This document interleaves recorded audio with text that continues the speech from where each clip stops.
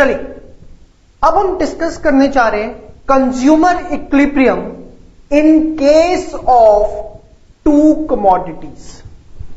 Consumer equilibrium in case of to commodities.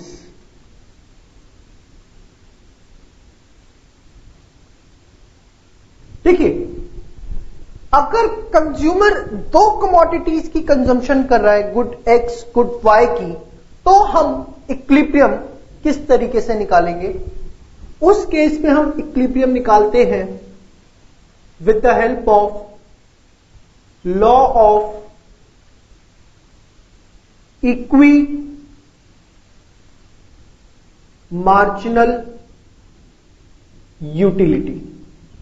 Law of equimarginal utility क्या है? ये law of equimarginal utility कब consumer equilibrium में आता है? Law of equimarginal utility कहती है कि कंज्यूमर अगर दो कमोडिटी कंजम्पशन कर रहा है तो वो इक्विलिब्रियम में होगा अगर marginal utility of good X by price of X equal हो MU of Y by price of Y. मतलब ratio of marginal utility, ratio of marginal utility and price of both the goods are equal to each other. अगर दोनों की ratios इसकी marginal utility and price की, good X और good Y के एक दूसरे के इक्वल है, तो कंज्यूमर इक्विलिब्रियम में होगा। कुछ समझ में नहीं आ रहा है? बहुत अच्छे से पता है, थोड़ा सा पेशेंस और 1 मिनट बाद आपको सारी चीजें समझ में आनी शुरू हो जाएगी। आइए इसको एक टेबल से समझने की कोशिश करते हैं, तब ये कॉन्सेप्ट हमारे दिमाग में ज्यादा क्लियर होगा। Units consumed, price of X, MU of X, price of Y, MU of Y. Units consumed में 1 2 3 4 5। मैंने नॉर्मल अपना 1 2 3 5 ले लिया यूनिट्स कंज्यूम्ड में। प्राइस आप कुछ भी एज्यूम कर लो, से मैंने एज्यूम किया 5। जो आपका मन करे वो प्राइस आप एज्यूम कर लो। मेरा मन किया 5 तो मैंने 5 एज्यूम कर लिया। ऐसी वाई का कोई भी प्राइस आप सोच लो। मैंने सोच लिया 3, आप 4 ले लो, 5 ले लो, 6 ले लो, कुछ भी ले लो, सब कुछ ठीक है। Price of X, price of Y. Now price of X आपने कितना लिया है? 5। प्राइस ऑफ वाई आपने कितना लिया है? 3। प्राइस ऑफ एक्स है 5, प्राइस ऑफ वाई कितना लिया आपने? 3। अब मुझे इक्वल लाना है, मुझे इक्वल लाना है दोनों को। सपोज मैं सोचता हूं आंसर 1 है, यहां भी और यहां भी 1 है, तो यहां क्या होना चाहिए? 5। यहां क्या होना चाहिए? 3। नहीं आया समझ? दोबारा बता रहा हूं। प्राइस ऑफ एक्स आपने ले लिया, प्राइस ऑफ वाई आपने ले लिया, अपनी मर्जी से जो मन किया आपका पुट किया। दोनों इक्वल आने चाहिए। मैंने कहा से 1 आने चाहिए। अच्छा 1 से दुश्मनी है, 2 ले लो, 2 आने चाहिए। अब 2 आने चाहिए तो यहां क्या होना चाहिए बताओ? 10, तभी तो 2 आएगा। यहां क्या होना चाहिए? 6। 3 लेने आपने, 3 ले लो, यहां क्या होना चाहिए? 15। यहां क्या होना चाहिए? 9। 1 लेता अगर तो यहां क्या होना चाहिए था? 5। यहां क्या होना चाहिए था? तो जो मन में आप ले सकते हो। सपोज मैं दोबारा एग्जांपल वही ले लेता हूं, 1 वाला। छोटा जितना रहेगा उतना अच्छा रहेगा मेरे लिए। 1 लाने हैं तो यहां पर क्या होना चाहिए? 5 और यहां क्या होना चाहिए? 3। बात समझ में आई? नाउ अब ध्यान से देखिए, मुझे MU x 5 लाना है, MU y 3 लेके आना है। MU x 5 लाना है और MU y 3 लाना है। तो मैं क्या करूंगा? MU लिखते हुए सिर्फ एक चीज ध्यान रखनी है, MU लगातार क्या होता है? कम। और किसी भी एक जगह वो 5 आ जाना चाहिए। मतलब से 11, 9, 7, 5, 2। MU लगातार कम हो रहा है और मुझे किसी भी एक जगह बस क्या लाना है, क्यों लाना है, क्योंकि ताकि मैं इनको इक्वल ला सकूं। ऐसी MU ऑफ Y जब आप लिखेंगे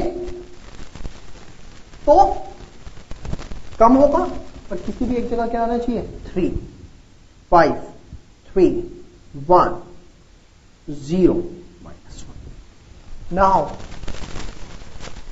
अगर मैं इसको सर्कल करूं और इसको सर्कल करूं, मतलब 4 units of good X and 2 units of good Y, 4 unit X की और 2 यूनिट Y की, तो दोनों का जो रेशियो है 3/3 1, 5/5 1 इक्वल होगा और as per law of equimarginal utility. तो समझिए, दोबारा से एक बार रिपीट कर रहा हूं, 2 कमोडिटीज के केस में इक्विलिब्रियम किससे लिखेगा, law of equimarginal utility. क्या कंडीशन है, MU of X by price of X should be equal to MU of Y by price of Y। कैसे निकालना है, टेबल कैसे बनानी है, यूनिट कंज्यूम, जो मन में आया वो प्राइस ले लो, 5 ले लिया, जो मन में आया Y का प्राइस ले लो, X का ले लो, 5, 3, 1, कोई दिक्कत नहीं है। इसके बाद यहां पुट किया price of X price of Y, समझ में आई बात। 1 लाना है अगर, तो ये कितना होना चाहिए, 5, ये कितना होना चाहिए, 3, 5 MU ऑफ X और MU ऑफ Y कितना होना चाहिए, 3, 5 एंड 3।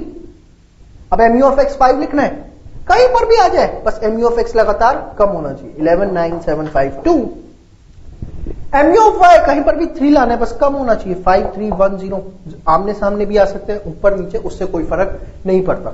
ये नहीं कि Y हमेशा कम आएगा X ज्यादा आएगा, सेम भी आ सकते हैं, X कम Y ज्यादा, कुछ भी हो सकता है। तो इस केस में इक्विलिब्रियम होगा जब 4 यूनिट्स होंगी X की और 2 यूनिट्स होंगी गुड Y की। एक और एग्जांपल लेते हैं इसके ऊपर, आइए।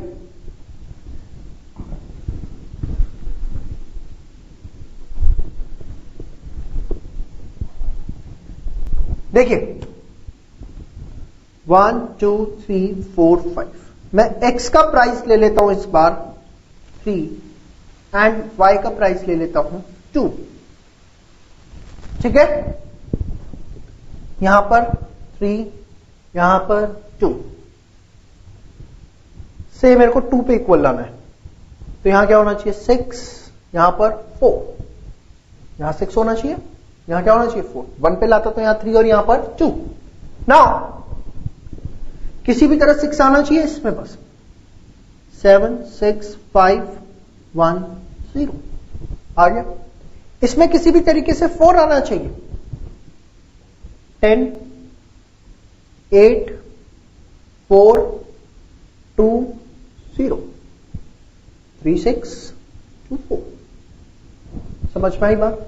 तो कंज्यूमर जब कंज्यूम करेगा 2 units of X and 3 units of Y, तो वो इक्विलिब्रियम में होगा, क्योंकि MU of X by price of X is will be equal to MU of Y by price of Y, ठीक है। तो अच्छा, इसमें एक चीज और भी ध्यान रखो आप, जैसे 3 के मैंने यहां पर MU लिखे, कोशिश करो कि सिर्फ एक यही मल्टी, देखो 3 का मल्टीपल है 6, 7 है, 5 है, 1 है, 0 है, नहीं, 2 मैंने यहां लिख दिए, बट आप कोशिश करो, वैसे फर्क नहीं पड़ेगा, बट कोशिश करो कि सिर्फ एक यही मल्टीपल दिखे, बाकी जो है वो स्ट्रेट फॉरवर्ड मल्टीपल्स ना दिखे। जैसे 3 का मल्टीपल 6 है, बट क्या 7 है, 5 है, 1 है, 0 है, ध्यान रख सकते हो तो कर लेना, नहीं तो कोई जरूरी भी नहीं है, कोई फर्क नहीं पड़ता। तो आपको ये समझ में आ गया कि किस तरीके से मुझे निकालना है। तो आंसर कैसे लिखेंगे, in case of 2 commodity consumer will be in equilibrium as per law of equimarginal utility when the ratio of marginal utility to the price of the both the commodities will be equal to each other। और table मैंने यहां बनाना आपको सिखा दिया। अब इसके next part में हम डिस्कस करेंगे कि अगर ये इससे बड़ा है तो क्या होगा, और y का रेशियो अगर x से बड़ा है तो क्या होगा।